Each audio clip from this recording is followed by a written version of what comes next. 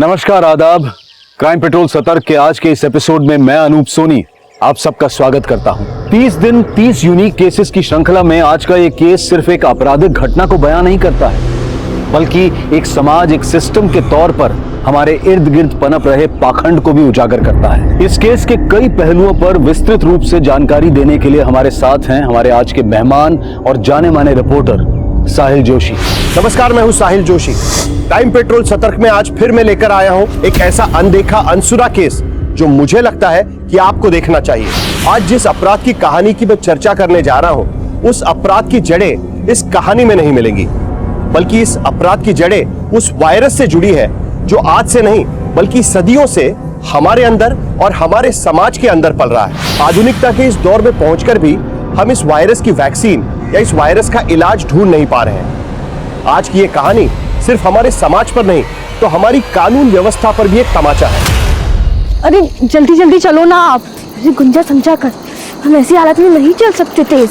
देखो ना कितना अंधेरा हो गया है और ऊपर से आज हम लाठी लेके भी नहीं आए। अगर जंगली कुत्ते आ गए ना तो वो नोच डालेंगे हमें।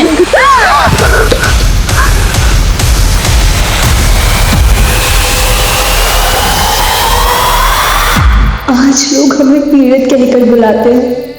बहुत जल्द हमारी पीड़ा और हमारी कहानी दोनों भूल जाएंगे, क्योंकि हम निर्भया नहीं ना।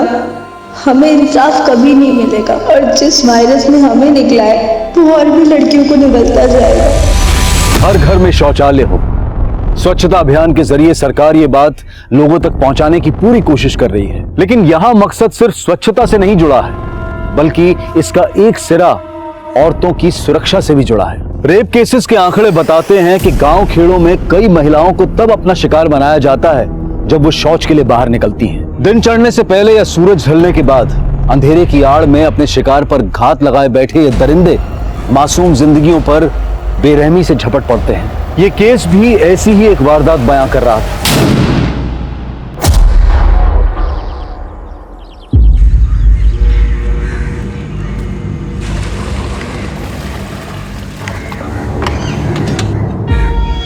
ए शंकर, उधर भी पॉइंट डाल, चल। D-5। गोपाल सर, हमारा जवाब सही है ना? बिल्कुल सही है गुंजा। कैलकुलेटर गलत हो सकता है लेकिन तुम नहीं। 10वीं कक्षा में हो और 12वीं के सवाल इतनी आसानी से हल कर देती है। शाबाश बेटा। ये सर, हमारा जवाब सही है। रानी, जिस दिन तुम सही जवाब दे दोगी ना, उस दिन पूरे गांव में पेड़े बांटेंगे हम। क्या करें सर, सवाल ही इतना मुश्किल था।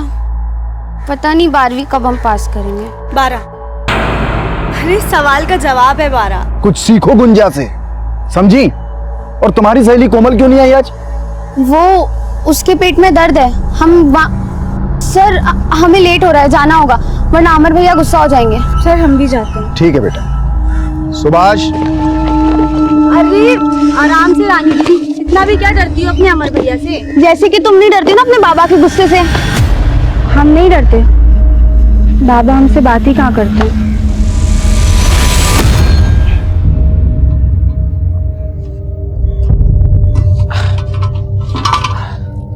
अरे ये नट फिर गिर गया आज, क्या करें इसका?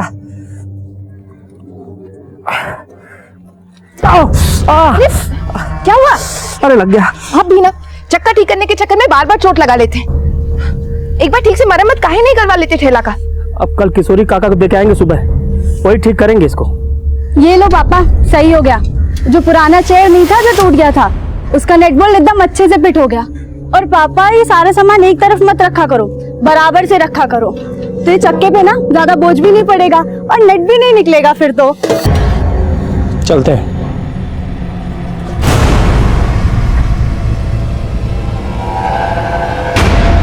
मम्मी, ये पापा हमसे बात काहे नहीं करते हैं? गुंजा बेटा, पापा तुम दोनों बहनों से बहुत प्यार करते हैं, बस जताते नहीं हैं। और आज आने में इतना लेट कैसे हो गया? वो हम गोपाल सर के पास गए थे अपना पेपर चेक कराने के लिए। अरे तो हमसे पूछ लेती, हमको पता है तुमको गणित में 100 में से 100 अंक मिलेंगे। हाँ, तेरी कोमल दीदी का पता नहीं, वो बस फेल ना हो इतना ही बहुत। वैसे है कहाँ पे वो? अपने कमरे में पेट दबाए लेटी है सुबह से। कोमल दीदी डरा दिया। अच्छा एक बात बताओ, ये किसी ने नया नुस्खा बताया क्या कि लिपस्टिक लगाने से पेट दर्द चला जाता है? चुप कर और अम्मा को मत बोल देना। आज तक बताए हैं क्या कभी? लेकिन ऐसे पढ़ाई डालती रहोगी ना तो परीक्षा में अंडे मिलेंगे, वो भी उबले हुए। अब हमको तुम्हारी तरह पायलट तो बनना नहीं है कोई पढ़ लिख के। हम तो किसी राजकुमार की दुल्हन बनेंगे। ला ला ला ला ला।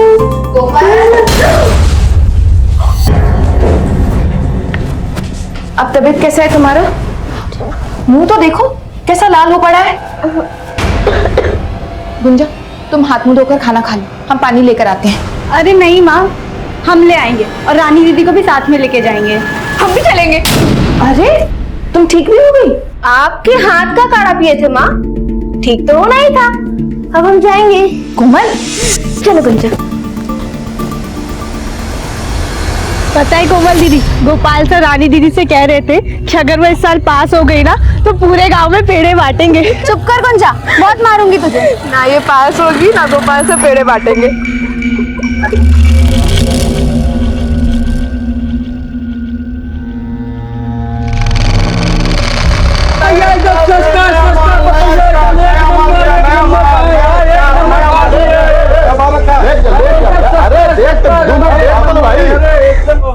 भैया जी कितना अच्छा खुशबू आ रहा है, चलिए ना चाट खाते हैं। अरे यहाँ नहीं खाएंगे भैया, वो आगे पांडे चाट करना रहना, वहाँ खाएंगे। चलिए देख चाची के लिए ले लीजिए। बता हाँ ब्यूटीफुल साड़ी है, ले जाइए नाइस स्टॉक में। अरे अरे अरे ऐसा मत करिए भैया, ब्रजेश भैया देखिए हम लोग भूखे मर जाएंगे, ऐसा मत कीजिए। आप भूखे मर जाएंगे जी। अरे कहाँ वो प्रदीप? भैया देखिए ना, ब्रजेश भैया तो कन्या हटाने को कह रहे हैं। अरे ऐसे कैसे आप?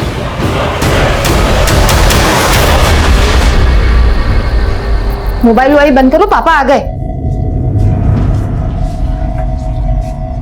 अरे सारा छोला ऐसा का ऐसा है और बाकी सामान भी ऐसा का ऐसा है। आज बिल्कुल भी बिक्री नहीं हुआ क्या? आते सवाल शुरू कर दी ना।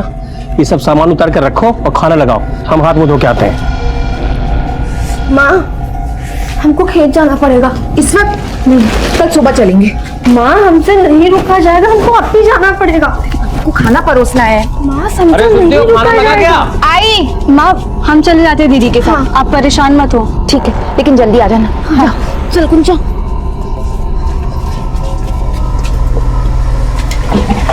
चल समझा कर गुंजा, ऐसी हालत में हम जल्दी नहीं चल सकते। अरे देखो ना कितना अंधेरा हो गया, और ऊपर से आज हम लाठी लेके भी नहीं आए। अगर जंगली कुत्ते आ गए ना तो वो नोच डालेंगे हमें। क्या सारा पानी हम पे डाल दोगी? आप डरा दी काफी हमको। हमने डरा दिया, ध्यान से चला करो। अरे फोन की बैटरी को भी अभी खत्म होना था, अब क्या करें? पास में ही है, जल्दी चलते हैं यहाँ से। हाँ लेकिन लोटे का पानी तो गिर गया, आगे कहीं से भर लेंगे, अभी चलो। दीदी कुएं से पानी भर लेते हैं। नहीं नहीं ये बड़े लोग का कुआं है। अरे तो क्या हुआ दीदी, बड़े लोगों का दिल भी बहुत बड़ा होता है और हमें सिर्फ एक ही लोटा पानी तो चाहिए। ले ले जल्दी ले।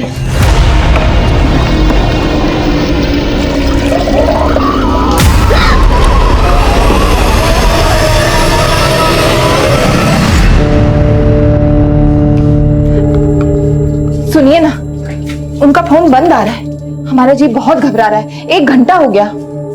अरे कहाँ जाएंगे, आती होंगी रास्ते में, आ जाएंगे, टेंशन मत लो। जरा दिखाइए ना, लाठी ले जाना भी भूल गई है।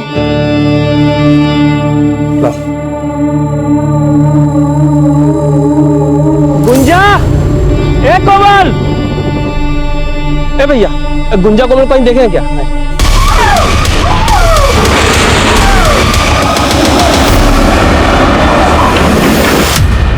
ए प्रदीप, कोमल और गुंजा को देखे हो क्या? क्या हुआ कोमल गुंजा को? अरे 1.5 घंटे से ज्यादा हो गया, खेत गई अब तक लौटी नहीं है। लौटी नहीं? मेरा मकान दिया, हमको मालूम है कौन गायब किया होगा कोमल गुंजा को। कौन?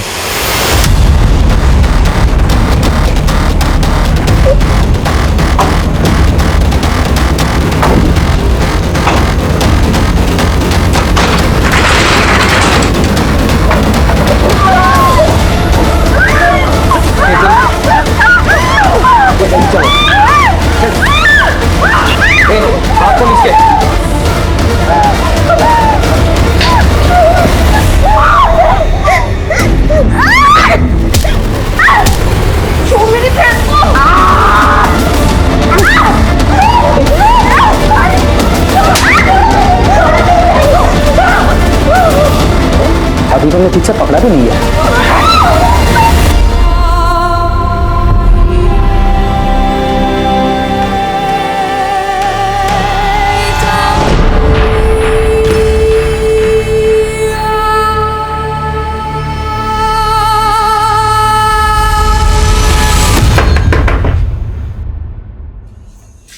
तो क्या क्या कर रहा है ब्रिजेश भैया, हमारे किए का सजा हमारे बच्चों को काहे दे रहे हैं? छोड़ दीजिए बच्चियों को।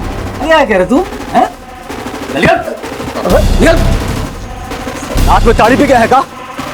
अरे हम कहे अगवा कर तुम्हारी बेटी को? ऐसा मत बोलिए ब्रिजेश भैया, 2 घंटा हो गया, लड़कियां वापस नहीं आई। उनकी अम्मा का रो रो के बुरा हाल है भैया। बुरा हाल हो गया तो हम क्या करें? जाके ढूंढो, किसी के साथ भाग गई होंगी। तुम निकले तो कौन सा नया बात है ये सब? ब्रिजेश, मुंह संभाल के बात कर और सीधे सीधे कह रहे हैं हमारी बेटी को बाहर भेज। चल, नहीं बताएंगे। क्या कर लेगा? क्या कर लेगा? भैया देखिए, धक्का मत। क्या कर लेगा तो? बताए क्या कर लेंगे? आप बताओ। बताए क्या कर लेंगे तुम? क्या साला पुलिस वाले पे हाथ उठाया तेरी तो। ठीक नहीं कर रहे आप, छोड़िए, हटिए। हेलो, प्रणाम साहब, हम कन्हैया बोल रहे हैं।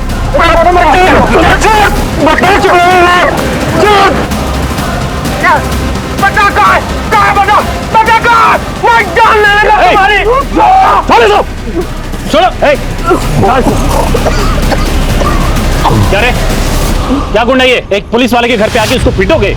मतलब जानते हो इसका? इसने हमारी बेटी को अगवा किया साहब, अंदर छुपा के रखे साहब, पूछो इसको। एक मिनट, अभी हम दूध का दूध, पानी का पानी कर देंगे। अंदर जाके चेक करो कौन लड़की है। जो भी अंदर हो उसको बाहर लेके आओ।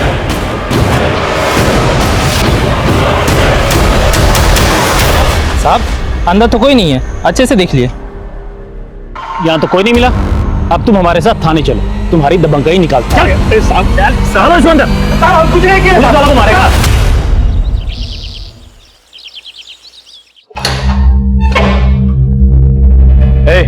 बाहर निकल। आज के बाद अगर किसी पुलिस वालों को छुआ ना तो याद रखना, जिंदगी भर के लिए अंदर चढ़ा देंगे। कोमल गुंजाई का साहब हमारी बच्चे को ढूंढ दीजिए, आप जो कहेंगे हम देंगे, अपना ठेला तक बेच देंगे साहब। हवलदार को भेजे हैं खोजने के लिए, आने दो तो बताते हैं। तुम लोग क्यों ना पाओ? अरे रुक जा।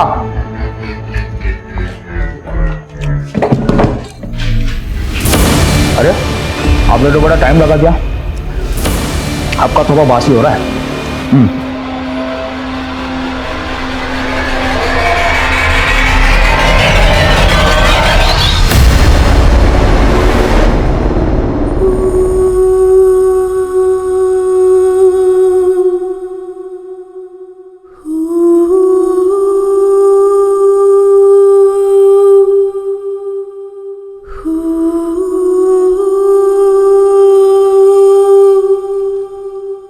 भैया, रमाकांत,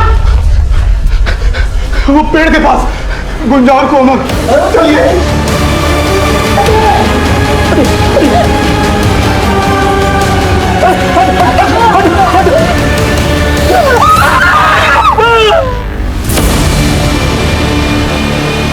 कोमल और गुंजा की लाश लगभग 33 घंटे बाद मिली और इन 33 घंटों में जिस बर्बरता से उनके शरीर को रौंदा गया था उसे शब्दों में बयां नहीं किया जा सकता।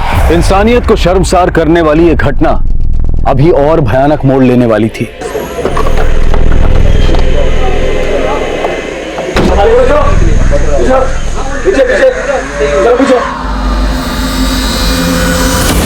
ये तो आत्महत्या का मामला लग रहा है।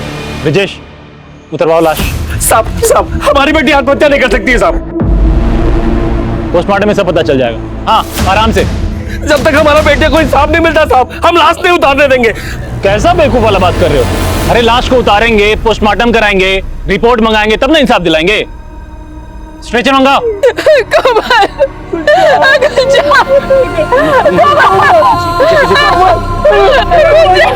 उठाओ लाश को, डालो एम्बुलेंस में। नहीं जाने देंगे। चलो, हम नहीं जाने देंगे।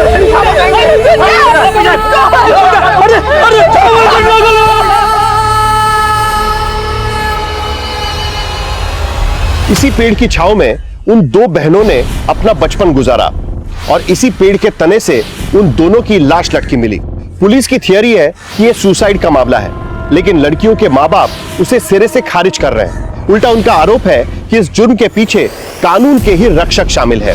बिहार के टिहरी गांव में जब भी लड़कियां और औरतें रात को किसी काम से बाहर निकलती है, तब जंगली कुत्तों से बचने के लिए अपने हाथ में लाठी जरूर रखती है। लेकिन हमें पता चला है कि उस रात को वो दोनों बहनें खाली हाथ निकली थी। वो जंगली कुत्तों से तो बच निकली, लेकिन जैसे लड़कियों के माँ बाप कह रहे हैं, क्या उनका ये हश्र इंसान के भेष में किसी भेड़िए ने किया है, या फिर पुलिस का जो दावा है वो सच है? सच चाहे जो भी हो, वो सामने आते आते हड़कंप जरूर मचाने वाला है। आ गया पोस्टमार्टम रिपोर्ट। क्या बोले थे हम? आत्महत्या है, इसमें भी यही लिखा है। और सुनो, तुम्हारी बड़ी बेटी चरित्रहीन थी, लिखा है इसमें कि वो सेक्सुअली एक्टिव थी। माने जानते हो, मतलब शादी से पहले सुहागरात। क्या बात कर रहे हैं साहब आप? हाँ, क्या बोल रहे हैं आप? मकान तो एकदम सही बोल रहे हैं। ये दोनों लड़कियां एक साथ अचानक खुदकुशी क्यों करेंगी भला? ये सब रिपोर्ट गलत है। सब साला रातों रात पत्रकार बन गए उगारे। हमसे सवाल करोगे तुम लोग? जो बोल रहे हैं ध्यान से सुनो। चुपचाप दोनों बॉडी को उठाओ और जाके अंतिम संस्कार कर दो, नहीं तो जब तक हमारी बेटियों को इंसाफ नहीं मिल जाता, हम लाश नहीं लेंगे और अंतिम संस्कार भी नहीं करेंगे। नहीं करेंगे। कई सवाल खड़े हो रहे थे। क्या ये हत्या का केस था या फिर आत्महत्या का? लोगों में आक्रोश बढ़ रहा था। वीडियो वायरल होने की वजह से ये केस राजनीतिक और सामाजिक गलियारों में तूल पकड़ रहा था। जन आक्रोश और केस की संवेदनशीलता को ध्यान में रखते हुए ये केस तुरंत इंडियन इन्वेस्टिगेशन एजेंसी को हैंडओवर कर दिया गया।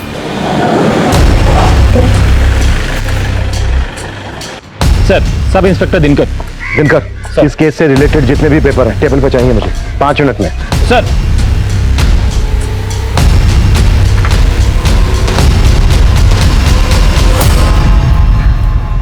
दिनकर, आखिरी बार पूछ रहा हूं मैं, ये सोसाइटी था या फिर रेप और मर्डर? सर 100% सुसाइड है। देखिए ना, पोस्टमार्टम रिपोर्ट में भी तो ये लिखा है। एक बात बताओ दिनकर मुझे, अगर ये सोसाइटी है तो फिर कोमल और गुंजा के कपड़ों पर खून क्यों लगा था? सर, खून के धब्बे इसलिए थे क्योंकि दोनों विक्टिम्स का महीना चल रहा था। दोनों बहनों का एक साथ? Are you sure doctor? जी बिल्कुल। रमाकांत, संभालो।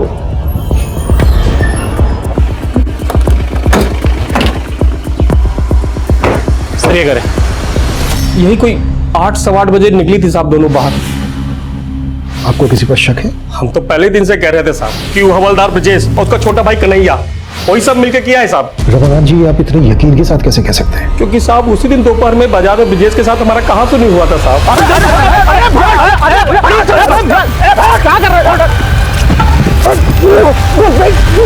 साहब, उसी शाम को जब हम घर आ रहे थे तभी सुने थे दोनों भाइयों को बात करते हुए। नहीं भैया, हम रमाकांत को छोड़ेंगे नहीं। देख रहे थे ना, बहुत बड़का नेता बन रहा है। अरे काहे का नेता रे? 2 मिनट नहीं लगे, पूरा परिवार गायब कर देंगे उसका। फिर मालूम चला कि कोमल और गुंजा गायब है। इसीलिए साहब हम यकीन से कह सकते हो दोनों भाई मिलकर किया है सब।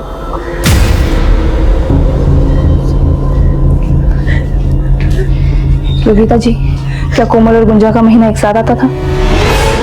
क्या बात कर रहे हैं साहब? तहकीकात और सच को सामने लाने के लिए हमारा जानना बहुत जरूरी है। नहीं, कोमल का महीना 10-12 दिन पहले हो चुका था और गुंजा का आने में कुछ दिन बाकी था। अगर माँ की बात को सही माने सर कि कोमल और गुंजा का महीना एक साथ नहीं चल रहा था, तो कोमल और गुंजा के कपड़ों पर वो खून के धब्बे कहाँ से है? कोमल और गुंजा की डिटेल्स निकालो। दोस्त कौन थे, कहाँ ना जाना था, सब कुछ। सब हवलदार ब्रजेश और उसके भाई कन्हैया को सब।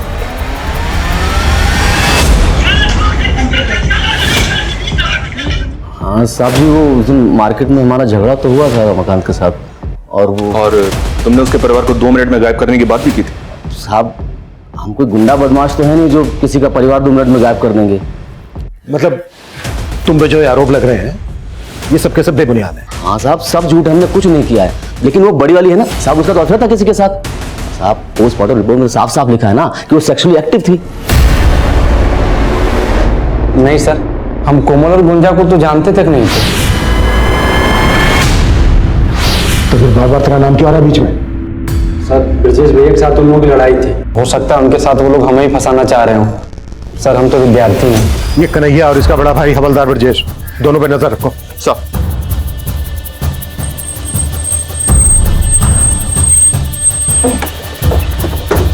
आइए सर। सर इसी पेड़ से दोनों लड़कियां लटकी हुई थी। आइए ना। एक मिनट वर्मा, जाओ।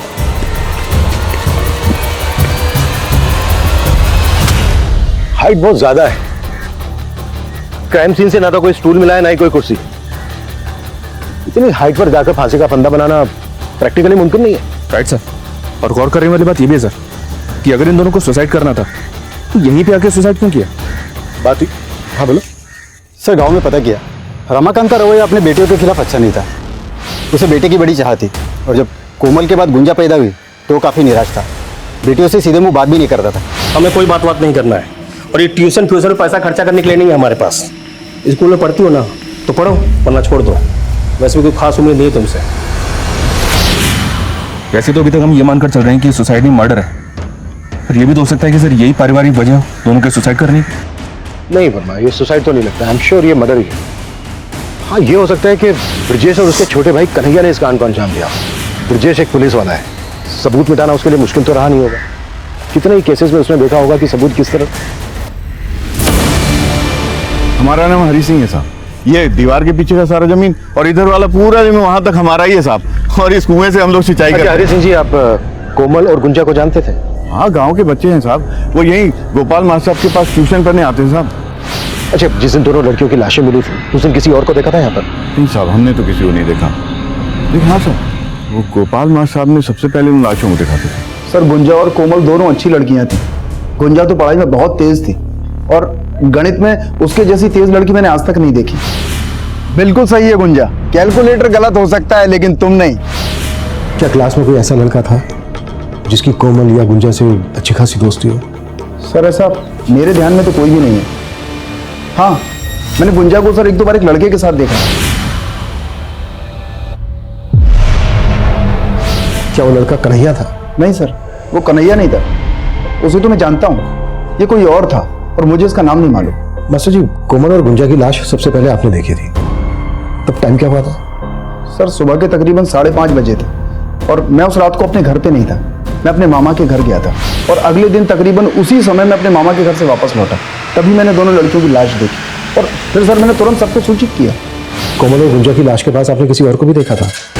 हो सकता है कोई यूं ही वहां से गुजर रहा हो, या कोई ऐसी चीज जो आपको थोड़ी अजीब लगे हो? नहीं सर। हेलो।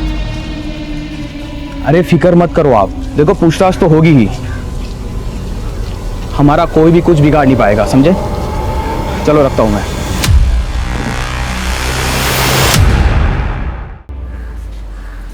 कन्हैया। हाँ सर। तुम यहीं पढ़ते हो? हाँ। क्या इत्तेफाक है, कोमल की खास सहेली रानी भी यहीं पढ़ती है। जानते ही होगे।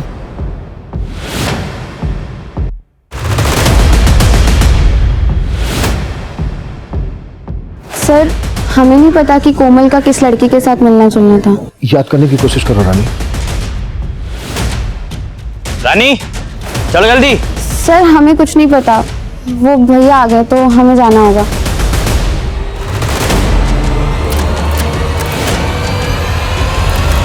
ऐसा लग रहा है जैसे रानी कुछ छिपा रही है हमसे, और इस कन्हैया का भी इस केस से कुछ ना कुछ लेना देना तो है।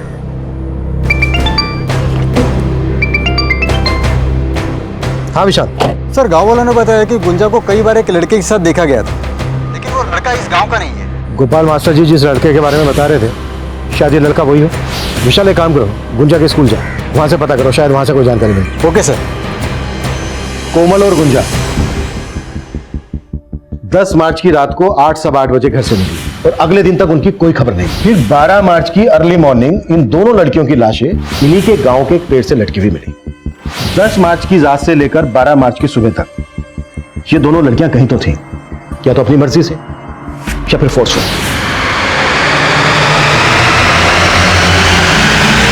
लगभग 33 घंटे ये लड़कियां जिस लोकेशन पे थी, हमें उस लोकेशन का पता लगाना है। अगर हमने इस लोकेशन का पता लगा लिया तो केस अपने आप सॉल्व हो जाएगा।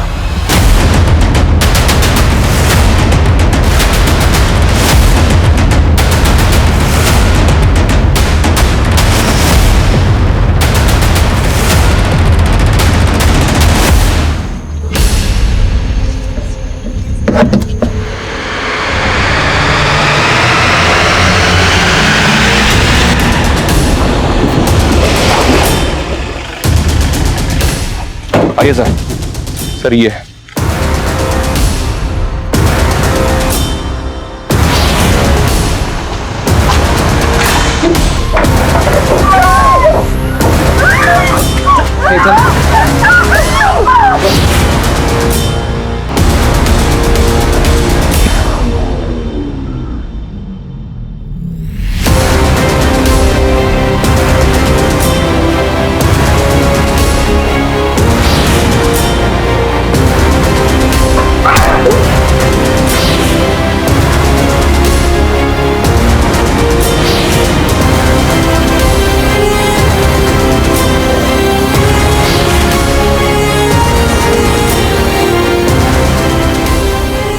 वर्मा, ये जगह सील करो और फॉरेंसिक को बुलाओ। अगर कोमल और गुंजा यहां थे तो उनके साथ जो हुआ है वो किसी हैवानियत से कम नहीं है। ये जो टायर के निशान है ये किसी हैवी व्हीकल के हैं, एसयूवी, ट्रक या टेम्पो। आसपास पता करो कि इस तरह की किसी बड़ी गाड़ी को देखा गया था क्या। Okay sir. पोस्टमार्टम रिपोर्ट में सुसाइड दिखाया तो क्या हुआ? दोनों लड़कियों की लाशों को देखकर नहीं लगा तुम्हें कि उनका रेप और मर्डर हुआ है? हम तो वो क्या वो किसे बचाने की कोशिश कर रहे हो? हवलदार ब्रजेश और उसके छोटे भाई कन्हैया को? नहीं सर, हम किसी को नहीं बचा रहे। हमने अपनी कार्रवाई पूरी ईमानदारी से की है सर। अब ये नया मोड़ कैसे आ गया हमें कुछ समझ में नहीं आ रहा है। समझ में नहीं आ रहा है ना? कोई बात नहीं, अब घर जाकर शांति से समझना। सस्पेंड किया जाता है तुम्हें। आउट। ये रही फॉरेंसिक रिपोर्ट। हमें जो दांत मिला था वो गुंजा का ही था। दोनों लड़कियों का ब्लड ग्रुप मैच हो गया है कलेक्टेड ब्लड से। दोनों लड़कियों के साथ सिर्फ रेप ही नहीं किया गया है बल्कि उनको बुरी तरह से मारा गया है। मारने से पहले उनको बुरी तरह से तड़पाया गया है। लेकिन आपकी पोस्टमार्टम रिपोर्ट में ना तो रेप का जिक्र है ना ही असॉल्ट का वार। सर वो हमारा पहला पोस्टमार्टम रिपोर्ट था, हमें कुछ समझ नहीं आया सर। बकवास मत करो, तुम सबके सब मिले हुए हो। I will report about this. उन दोनों लड़कियों के साथ सिर्फ उन हैवानों ने ही जुल्म नहीं किया है बल्कि तुम सब भी शामिल हो इसमें। Out out.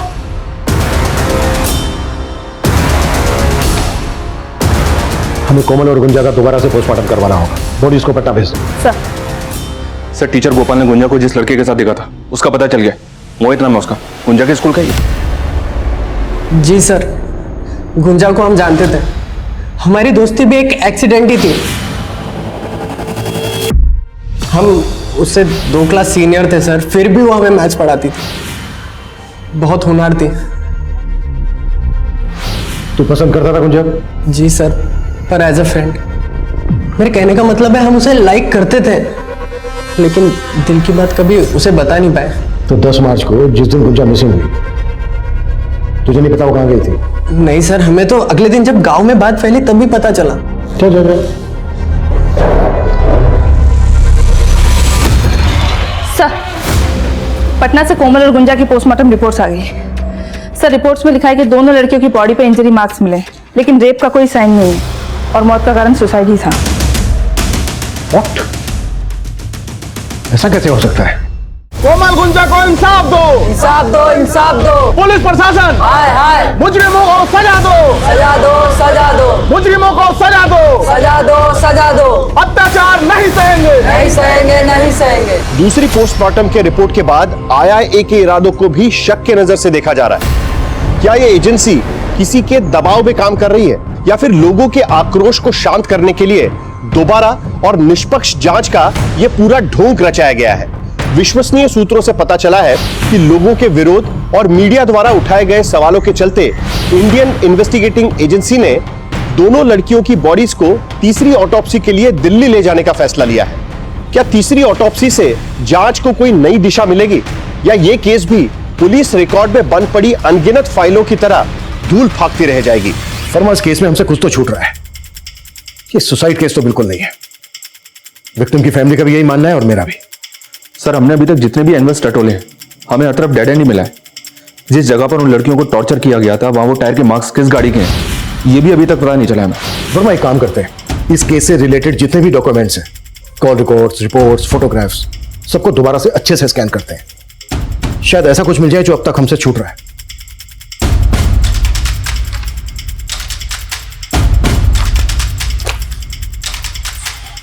वर्मा, सर चाबा हुआ यार। जी सर। पांडे,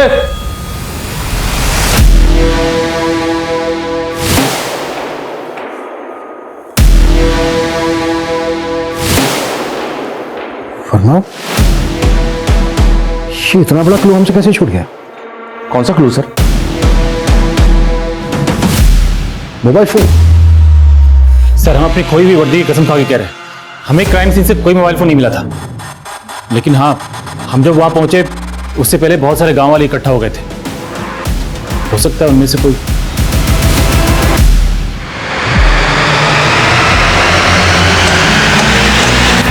सर, कोमल के फोन की डिटेल्स आ गई हैं। पिछले 2 महीने में कोमल और कन्हैया के बीच में तकरीबन 400 कॉल्स में सर। तो ये कन्हैया की रासलीला है?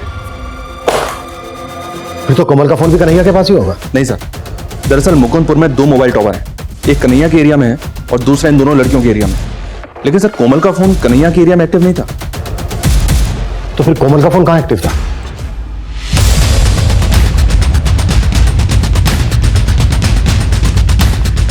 क्या हुआ साहब? अरे साहब, पूरा घर ध्यान मारो, कोई भी बना छूटना नहीं चाहिए। आगे का चेक करो। अरे क्या कर रहे हैं आप लोग? अरे रुकिए साहब, ये क्या क्या कर रहे हैं साहब?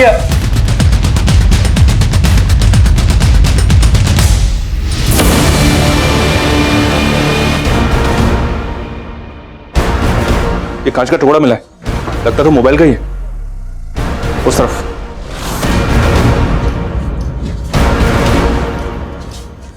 वर्मा सर, बाहर चेक करो।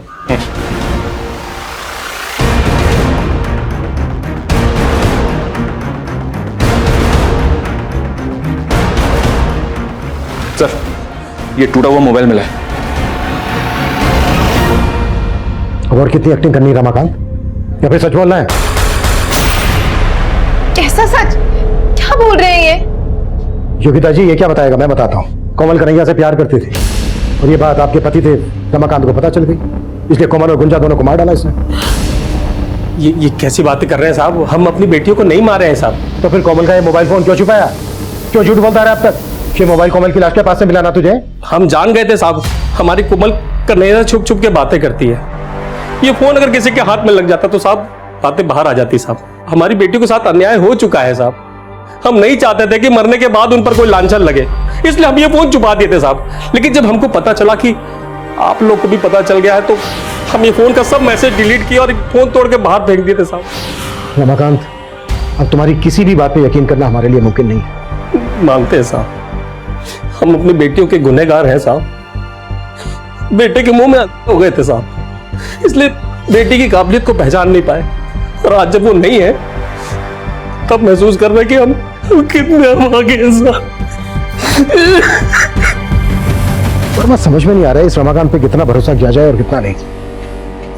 एक काम करो, कन्हैया को उठा लो, उसी से होगा दूध का दूध पानी का पानी। सर। हेलो,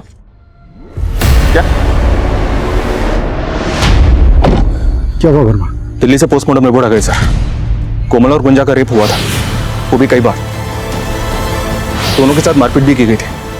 कोमल की रीढ़ की हड्डी और गुंजा का जबड़ा टूटा हुआ था। हाँ सर, हम कोमल को चाहते थे, लेकिन 2 महीने पहले गुंजा ने हमको देख लिया था। सर, गुंजा की उसकी बहन के साथ अच्छी बनती थी, इसलिए उसने किसी को बताया नहीं। लेकिन फिर हमारा कोमल से झगड़ा हो गया और उसने हमारा फोन उठाना बंद कर दिया। फिर हमने कोमल की बेस्ट फ्रेंड रानी की मदद ली, उसे एक सॉरी कार्ड और एक फूल दिया कि वो कोमल को दे दे। सच्चाई अब मैं बताता हूं तुझे। तू कोमल के पीछे पड़ा था, उसने घास नहीं डाली तुझे, तेरी ईगो को ठेस पहुंची, इसलिए तूने कोमल और गुंजा को किडनैप किया, उनका रेप किया और उसके बाद मार डाला। और इस सब में तेरे भाई कांस्टेबल ब्रजेश ने तेरा साथ दिया। यही सच्चाई है ना? नहीं सर, ये सच नहीं है सर। हम कोमल को प्यार करते थे, लेकिन जब उसकी लाश मिली तो हम एकदम डर गए थे। नहीं सर, कन्हैया को बहुत तोड़ा, लेकिन वो टस से मस नहीं हो रहा। हो सकता है सर सच बोल रहा हूं। तो क्या रमाकांत झूठ बोल रहा है? अगर रमाकांत उनको मरवाता तो कम से कम अपनी बेटी का रेप तो नहीं करता। तो फिर कोई ऐसा होगा जो ब्रजेश और रमाकांत के बीच झगड़े को अच्छी तरह से जानता है और उस झगड़े का फायदा उठा रहा है। प्रदीप साहब, हम सच कह रहे हैं साहब, हमने ब्रजेश और कन्हैया को बात करते सुना था। ठीक है, मान लिया। अब ये बता, जब ये दोनों ये बात कर रहे थे कितनी दूर था तेरे से? ज्यादा दूर नहीं थे साहब। हम ब्रजेश और कन्हैया के मोबाइल फोन की लोकेशन निकलवाएंगे। अगर उन दोनों के मोबाइल फोन की लोकेशन तेरे घर के आसपास निकली तो ठीक है, और अगर नहीं निकली तो फिर बैठा कर नहीं, उल्टा लटका कर तेरे से सच निकलवाएंगे। साहब उस दिन दोपहर को साहब रमाकांत भी और ब्रजेश का झगड़ा हुआ था साहब। तो कन्हैया जो है हमारे इलाके में घूमता रहता है हमेशा। हमको जब ये बात पता चला तो हमको लगा कि वही दोनों होंगे साहब। मतलब उन दोनों को तूने ये बात करते हुए नहीं सुना था? नहीं साहब। तू अपना बदला लेने के लिए ब्रजेश को इस केस में फंसा रहा था ना, क्योंकि वो तेरी दुकान हटवा रहा था।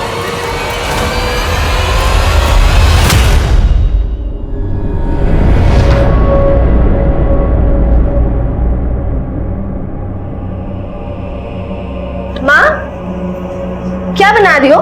लो मैं ये उतार देती हूँ। मुझे मैं मलहम लेकर आती हूँ। बहुत जल रहा है, इसे ठंडा लगेगा। कितनी बार बोला है तुमको हमारी मदद करने की कोई जरूरत नहीं। अभी इतने नहीं बुढ़ाए कि घर का काम ना कर सके। अरे माँ, तुम तो 80 साल की भी हो जाओगी ना, तब भी बुढ़ी नहीं होगी।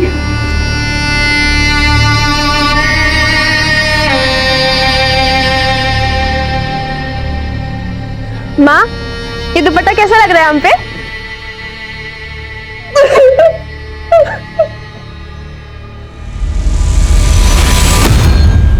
सर, गोपाल मास्टर की मोबाइल की लोकेशन स्टडी की मैंने।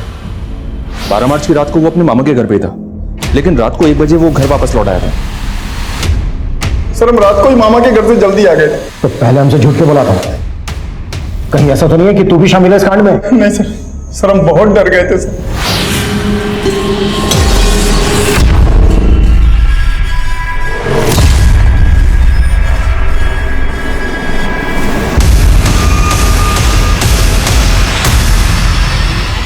इतनी बड़ी बात पुलिस से क्यों छुपाई?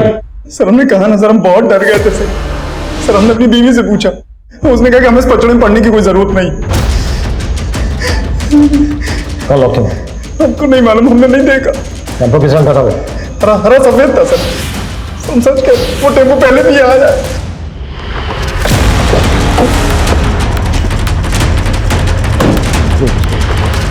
सर, इस लिस्ट में गांव के ऐसे 50 लोगों के नाम हैं जो अक्सर टेम्पो हायर करते हैं। उनमें से 4 या 5 लोग ऐसे हैं जो ज्यादातर हरे और सफेद रंग का टेम्पो हायर करते हैं। इन सबको उठाना, बैकग्राउंड चेक करो इनकी, और पता करो कि 10 मार्च से लेकर 12 मार्च के बीच ये कहाँ है। Okay sir.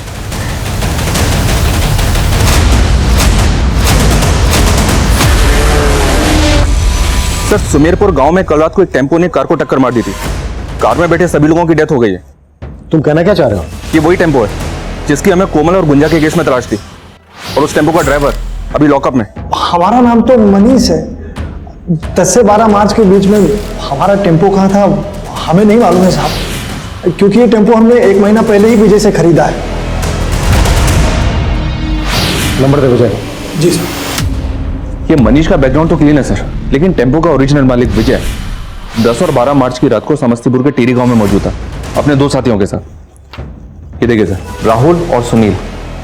और उस घटना के कुछ दिनों के बाद इन तीनों ने ये गांव छोड़ दिया था। अभी इस वक्त तीनों के मोबाइल फोन कहाँ एक्टिव है? विजय का गुड़गांव में, राहुल का मुंबई में और सुनील का बेंगलोर में। लेकिन एक बात है सर, ये राहुल हरी का रिश्तेदार है। इस हरी को उठाकर पूछें। नहीं, अगर ऐसा करेंगे तो ये तीनों अलर्ट हो सकते हैं। हम इन तीनों को एक साथ एक ही वक्त पर उठाएंगे। Right sir.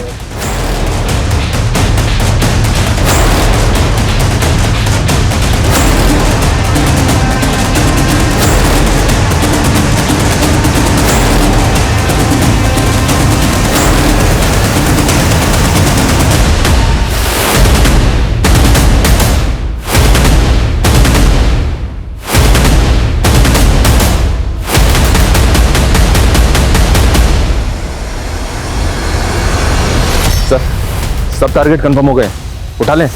नहीं, अभी नहीं। शार्प 6 बजे तीनों को एक साथ उठाओ, ताकि किसी को भी बचने का मौका ना मिले। Okay sir.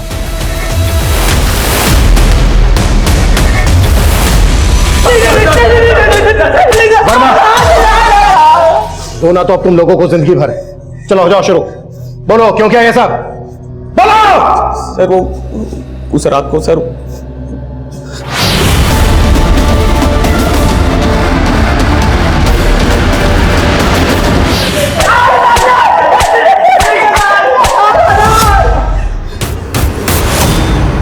इस राहुल के सीडीआर में एक नंबर यहाँ का भी मिला है। यहाँ का? जी सर, इसी थाने से 10 मार्च को राहुल को कॉल किया गया था। किसने कॉल किया था? किसने कॉल किया था?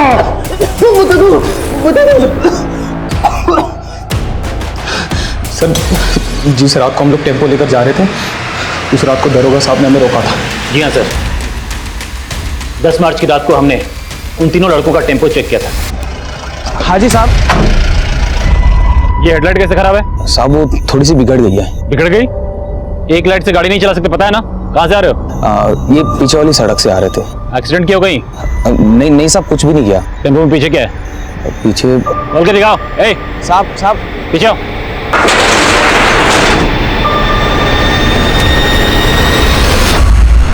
तुमने उन दोनों लड़कियों को उस टेम्पो में देखा था, फिर भी वो टेम्पो जाने दिए क्यों?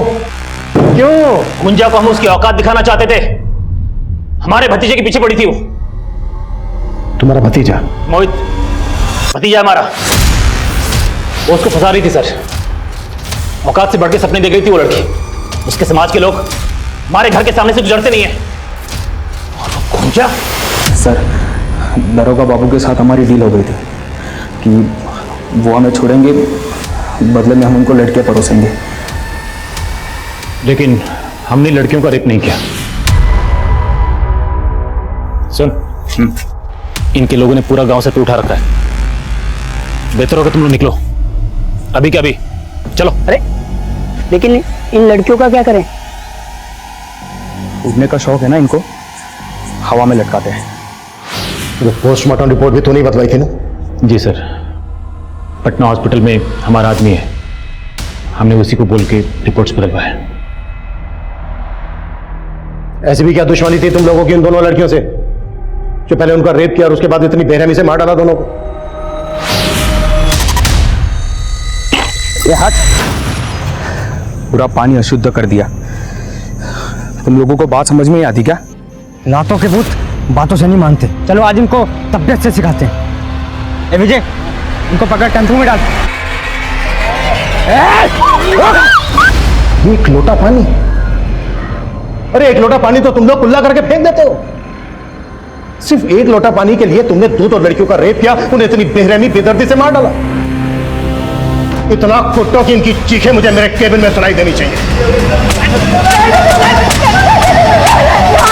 बतौर पत्रकार हमारे सामने कई केसेस आते हैं, लेकिन कुछ केसेस ऐसे होते हैं जिनकी हकीकत निश्शब्द कर देती है। नेशनल क्राइम ब्यूरो में महिलाओं के खिलाफ बढ़ते अपराध के आंकड़े महज आपराधिक आंकड़े नहीं है, बल्कि हमारे देश में महिलाओं की परिस्थिति और महिलाओं के प्रति हमारी सामाजिक सोच की घिनौनी तस्वीर पेश करते हैं। और तो और किसी खास तबके के लोगों के शोषण की मंशा से उनकी बहू बेटियों को यूं निशाना बनाना हमारे समाज की रूह में बसे उस वायरस को दर्शाता है जिसका इलाज किसी भी लैबोरेटरी में मिलना नामुमकिन है। इस वायरस की दवा हमारे भीतर है। जब तक हम हमारी मानसिकता नहीं बदलेंगे तब तक ये वायरस विकराल रूप लेता रहेगा। इस केस के सारे आरोपी इस वक्त न्यायिक हिरासत में हैं। गुंजा और कोमल के माता पिता को कानून यकीनन न्याय दिलवाएगा, लेकिन क्या कोई भी कानून उनके दुख को कम कर सकता है? जाति भेद, महिला उत्पीड़न और कानून व्यवस्था में मौजूद कमियां, ये केस समाज में फैली इन सारी स्थितियों को उजागर करता है। औरतों के खिलाफ हो रहे अपराध हमारे समाज पर लगा एक कलंक है। एक समाज तभी प्रगति कर सकता है जब उस समाज में रहने वाली हर महिला को सम्मान और बराबरी का मौका मिले। अब मैं अनूप सोनी आपसे विदा लेता हूं। फिर मुलाकात होगी क्राइम पेट्रोल सतर्क में एक और नए केस के साथ और उस पर हमारे एक्सपर्ट के विश्लेषण के साथ।